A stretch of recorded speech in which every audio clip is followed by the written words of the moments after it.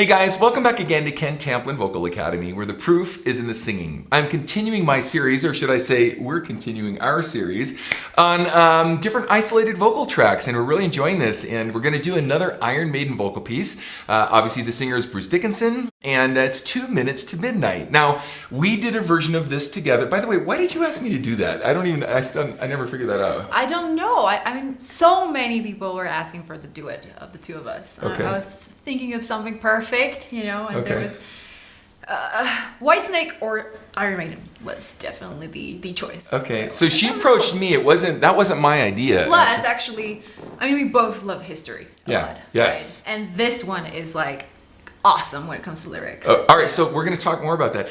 So she asked me to do it, and I remember her saying, I didn't even know this, but I remember her saying that that Dio was Bruce Dickinson's biggest influence. I didn't know that. This chick knows a lot about a lot of stuff. So anyway, so I actually was kind of being funny, and I was sort of channeling the spirit of Dio when I did the song in the spirit of, you know, Bruce Dickinson if he were to do a duet with Dio or something. So she was Bruce, I was Ronnie. It was just more of a I remember your message is like, you know, like just listen to it. I tried to sing it as a Dio, you know, Right. how Dio would sing it. I'm like, Right. okay, cool, I like Yeah. this idea. That was fun. Well, and then the other thing too, and then she says, yeah, but it's too low. I need to come up a half step. So I put up a half step. I'm like, damn, this is high, you know? And then she goes, nah, it's still too low. I need to go up another half step, or she calls it tones. Another tone, like a full step from the original. The original's already high. No, I needed up a full step. I'm like, I'm going to sing it like a Dio up a full step, and you're going to kill it, crush it up. Nah. But we did it up a full step. So it's not even in the original key. It's up 2 tones. Anyway, so we have it queued up here, but we just came off of doing another, I don't know when these are going to release, but we're going to do 3 Iron Maiden pieces back to back. And I really enjoyed the duet that we did, so I'll put that in the description for you guys to check out. By the way, before I forget, please like and subscribe to my channel. I'm really close to 1 million subs. I'd love to hit that 1 million mark really soon. I have a singing course. It's called How to Sing Better Than Anyone Else. You can find it right here at kentamplinvocalacademy.com, where I have a free singing forum over there where there's a lot of people in there talking about how to get great at singing. I think you guys would like it. It's free. Just go over there, kick the tires, see if it's right for you. So we're going to dive into this. Now, again, I have to say and reiterate something I said in the last video that we did, and that is that, you know, Bruce's vocal style and technique is very, very unique. It's all about crazy energy, and I mean crazy energy. Like, I was going through this, gosh, and so some of these vocal lines are like gargantuanly long, right? You like don't get a breath forever. You did not take a breath for like 20 seconds. You're like turning blue. Like, I'm not kidding. I'm like, I thought I was gonna pass out. I was going through that. We were laughing at the end of the video. I'm going, I almost didn't make it through that. You know, she's laughing at me. But that's what we also learn here is air conservation. So let's check it out. We'll talk about it as we go, and then we're gonna hear more about history and whatnot. So. Kill for gain, or shoot to maim, but we don't need a reason. The golden goose is on the loose and never out of season. Blackened pride still burns inside this shell of bloody treason. Here's my gun for a barrel of fun, for the love of living death. Cool. Now, I knew that Maiden wrote some war songs. In fact, there's a whole album. What's the name of the album? A Matter of Life and Death. Was In fact, hold on. When did you first see Maiden live? 2007. 2007. I discovered them 2006 actually. So I was 13 years old. Okay. And that was my first concert. It was my grandfather and my grandmother. What album was that? That's the very album was like the pure, was A Matter of Life and Death, which is very like about the whole album has a war theme. It's a war theme. You have a tank on the cover, okay. You know. So, my grandparents actually took me to my first concert. But they were new to Maiden too, right? And my grandparents actually listened to country music, you know. They loved me so much, and I just begged them, please, make my dream come true, you know. And you're how old at the concert again? 13. You're 13. That's awesome. Wow. So my older brother used to take me to shows too. So I went to Cal Jam too. I went to he used to take me all the time. Really early in life. Anyway, all right. So I want to get back. So I want to revisit this lyric really quick because, you know, a lot of people look at, you know, let's say Maiden or Dio or whoever, whatever, as like these bonehead bands that write bonehead lyrics. And in his defense, These are some and by the way, I think who actually wrote the lyrics? Was it Bruce? Bruce wrote the lyrics to these because I thought Adrian Smith and Bruce, they wrote the song, and I think Dickinson wrote the lyrics. Okay, so she would know more about it than I do. This is like a walking encyclopedia of like some of this metal. I kid you not. Oh, metal So the nerd. people, they like, oh yeah, she's Metal like some nerd. pop chick. You're like trying to turn to rock. I'm like, I don't think so. This girl's like hardcore. So anyway, all right. So the lyric of this, I want to go over how prescient this lyric is. Check this out. Kill for gain or shoot to maim, but we don't need a reason. The golden goose is on the loose and never out of season. Now, kill for gain. Like, listen to this lyric. So it's basically talking about the War Machine. And yes, I know there was bands that wrote earlier than this, War Pigs. I mean, we could talk about all kinds of stuff, Fortunate Son, Creedence and whatnot. But the lyrics are so well thought out. I want to take this literally a line at a time and point this out. Kill for gain or shoot to maim, but we don't need a reason. Kill for gain or shoot to maim, but we don't need a reason. In other words, we're going to perpetuate the War Machine because we make money off this stuff, okay? And he even points out that very specifically in the next line. Listen. The golden goose is on the loose and never out of season. Now, if you know what the golden goose is a euphemism or a term for something that's evergreen. We can constantly make money from this thing. The golden goose is on the loose and never out of season. So it's never out of hunting season. It's never off limits. We can constantly use the War Machine to generate, millions and billions of dollars based on the backs of, the kids that are get thrown in war. And by the way, big families funding this back and forth through profit off this stuff. So Black and pride still burns inside this shell of bloody treason. Here's my gun for a barrel of fun, for the love of living death. Instead of the love of living health or the love of living, he uses all of these euphemistic phrases and all these colloquialisms and things, and he throws them in there and changes them for the love of living death, right? And he goes and he really is searing right at the heart and the core. It's actually very poetic. Like Very poetic. Very, very poetic. Yeah, big time. Yeah. Oh yeah, absolutely. So- By the way, you were telling me too. I deferred her on Maiden stuff especially. He was into a lot of different poets and stuff, right? I think William Blake. Yeah, William Blake. Okay, and who else? He was the main one probably. Okay. But And she was that's telling me about all the stuff that I know he was a pilot, and let's just talk about Bruce's accomplishments here. So, lead singer, Iron Maiden, get that. Pilot, you were telling me he was also Professional fencer. a fencer, that's right. No, the reason why I'm he's one of my biggest idols, of course, so Right. so I know so much about him, Okay.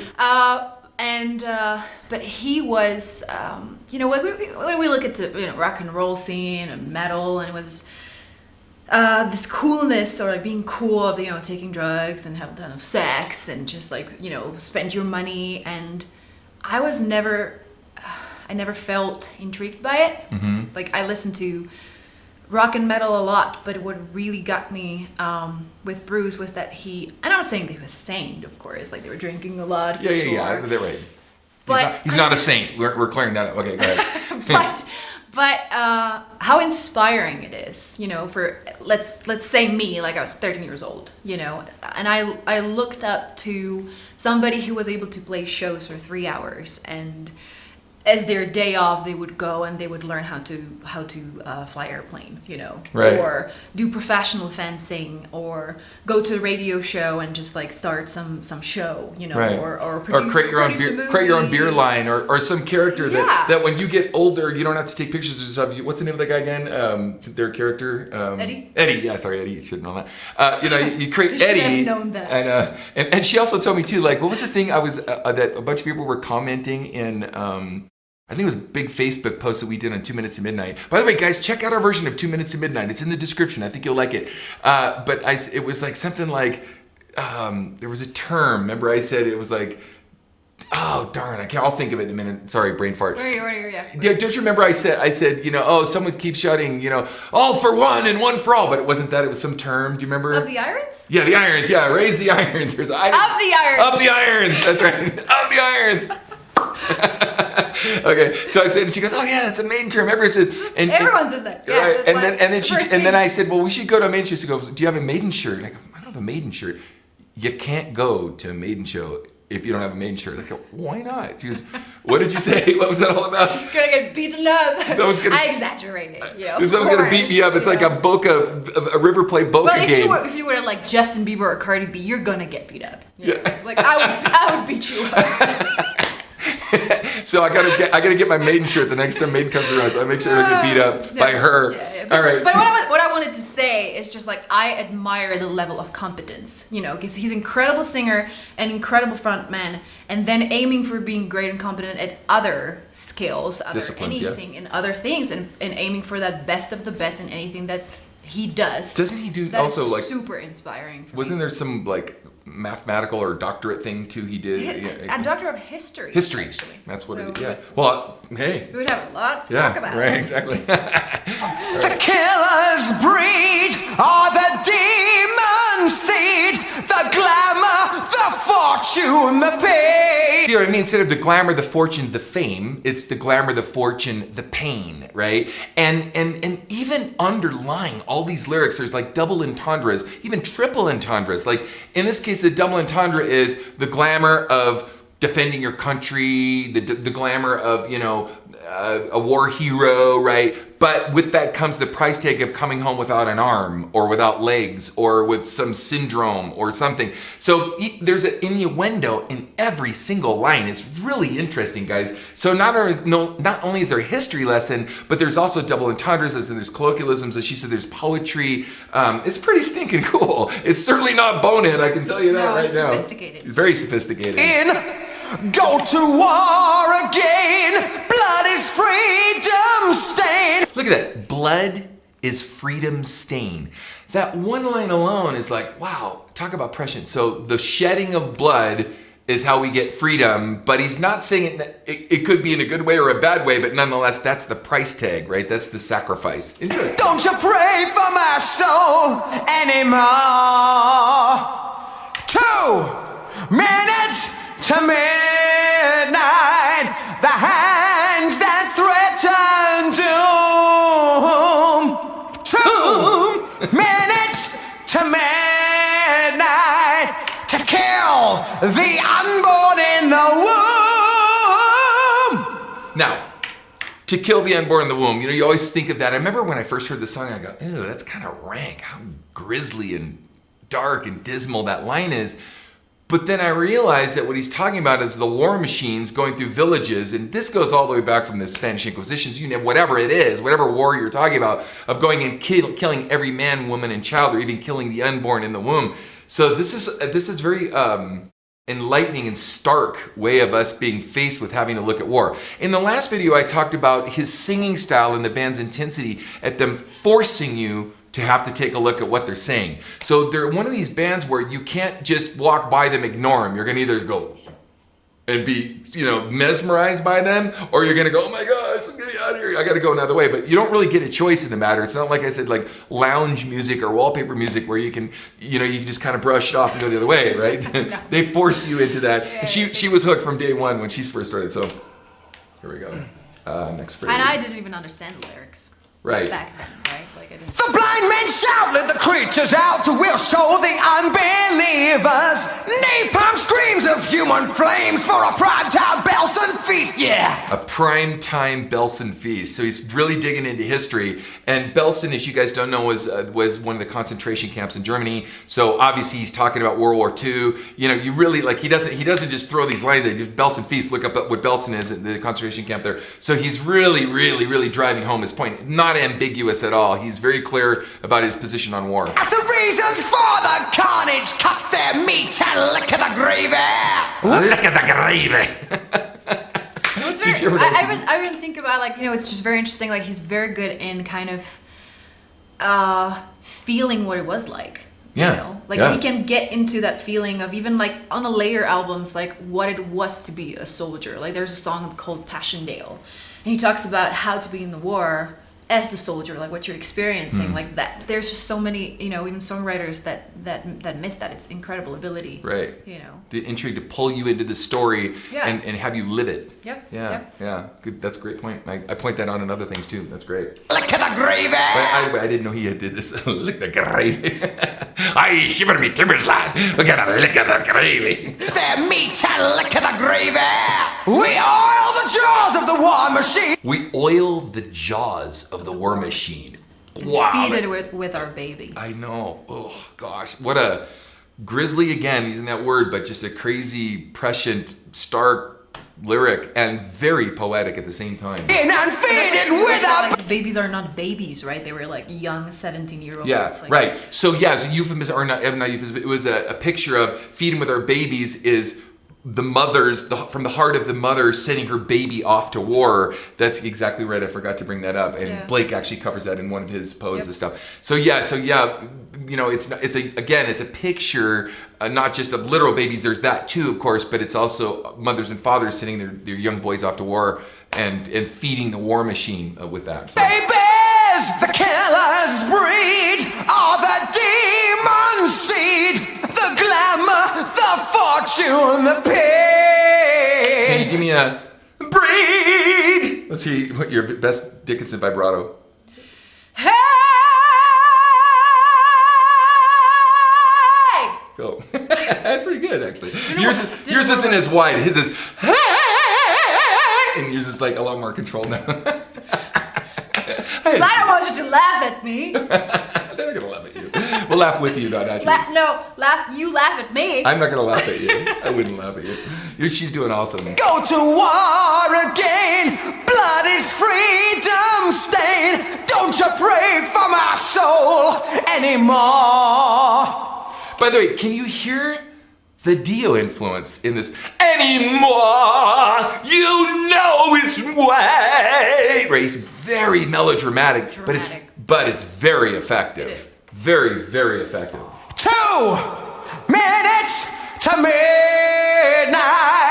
The hands that threaten doom.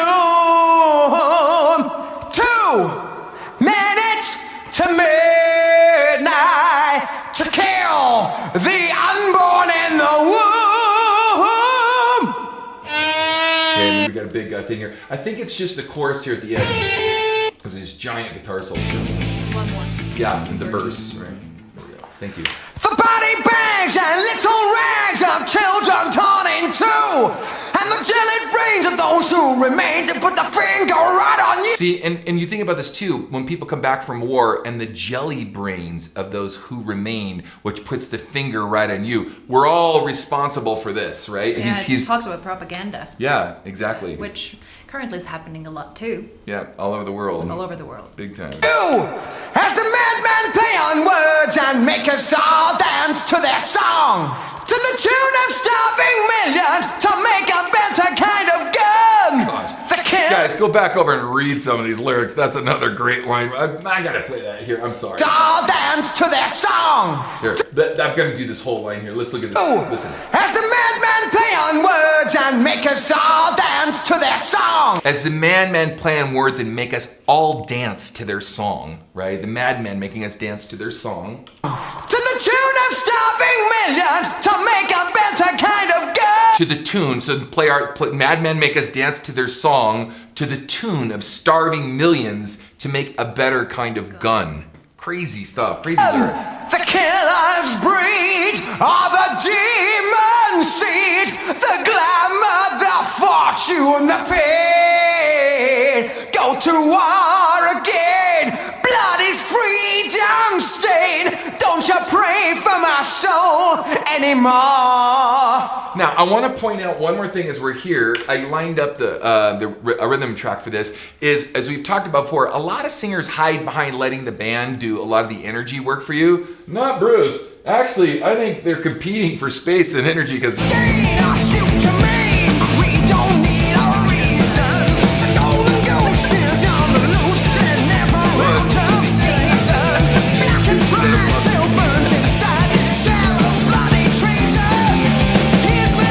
They heard it was because the music was so loud. Yeah, they're very dynamic. Yeah. And what would you say is Maiden as a band and Bruce as a singer, your most favorite? That's not even a grammatically correct way to say it, but the most favorite thing about him as a singer is what for you? I think it's the dynamic. It really is like you go to the show and he gives it everything. Yeah. And I know that he had troubles in '80s because the shows were just crazy. But when you watch Rock in Rio 2001, when they get back together, it's like a tom bomb explosion. Like they are incredible when it comes to energy, and it's almost unbelievable because you get many bands, they just get burned out over the years. Yeah. They do not Right, get burned out. right. You know, like really, like I would say Metallica and Iron Maiden, they keep that dynamo, you know, that's great. in their show. So you just, as a fan, like it's such an exchange because you go to see the concert and you get that, you know, what you came for. Yeah, what you paid for, what you came for. You and Ernie, Rudy, whatever that guy's name, Eddie, you and Eddie. Yeah, so, you know, he's a professional. He's a professional, like in every aspect. And you know, I would say this is really true about Maiden. I remember in the 80s them kind of get bagged on a little bit for some of their merchandising genius, and it was that. But it's actually kind of the opposite. If anything, I think that Maiden really was core, and they're always wanting to give back to the fans in lots of ways. And I saw that going through, you know, a lot of the different exchange over the years, where they didn't take the commercial route, or they didn't try to follow the latest trend or whatever. They stayed Maiden, and they stayed true to their fans. And if you ask the fans, you know, I mean, you'd know this better than me, but didn't they sort of like survey fans and what they wanted and make sure that the fans were taking care of it? They're great with their fans, Yeah. and they keep their integrity. Yeah. And there's so many bands that do their merchandising and they just do it, whatever, it's cheap, just throw it to your fans. You know, I'm not gonna name some bands, but whatever it is, the merchandising, it has a great quality, and they take time to put their signature in it, whatever it is. Right. Even with the beer, like, you know, Czech Republic, like where I come from, it's like so well known for beer, Right, you know. right. So when they even did research, you know, to when they were starting the Iron Maiden beer, you know, Yeah, right, just to right. really like create unique kind Right, of they didn't create flavor, crap. you They know? actually created a beer that they could even make other beers after that, and a whole beer line. Yeah. So, you know, it's the approach, the attitude is like they don't look at it just as a business. It really is I love that it's like a big family, and then the fans get great quality products, and Iron Maiden, they know that they want to deliver quality in whatever it is, Right. you know, and I appreciate that. I do. But that's Bruce's signature of excellence in everything he did, right? it's true, true. Well, guys, hopefully you enjoyed this as much as we've enjoyed doing this. I love just hanging out with my girl, just, you know, having fun. But we have a lot. I'm telling you, we've got some good stuff, right? We do say the stuff we've got coming, and it's going to surprise you too. We're not going to do the typical we'll do some commercial stuff, you know, in the name of, because we get a lot of requests for that. But we have You do the commercial stuff, the merch, like the mainstream. I do the metal and rock. That's right. She has her own agenda. She knows what she wants, so she's picking up. By the way, too, I'm not picking this stuff out for her. She's saying, what do you think about this? Or can we do that? Or I think I can do this. Or let's work on this. So 80% of this is coming from her. We collaborate on what I think will work for the channel, or what I think will work together as we're working on vocals and at what level we can attain certain things. But this is coming from her. This is her, you know, her journey of her wanting to do this, and especially for you guys out there. So anyway, thank you for joining us. Ken Tamplin, Vocal Academy, or the Groups in the Singing. And until next time, peace out. Bye.